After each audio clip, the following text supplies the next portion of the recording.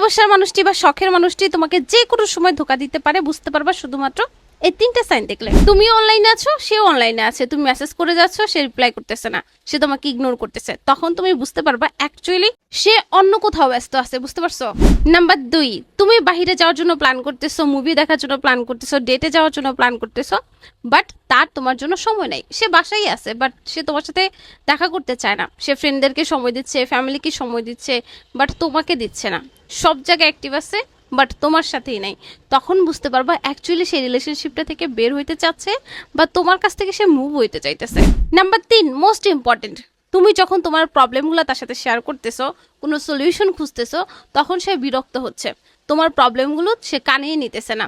সে তোমাকে উল্টা বলবে, আমার এগুলো ভালো লাগে না, আমাকে প্রেশার দিতেছো, আমি এগুলো চাই না, এই ধরনের কথা বলে তোমার প্রবলেমগুলো সে শুনতেই চাইবে না।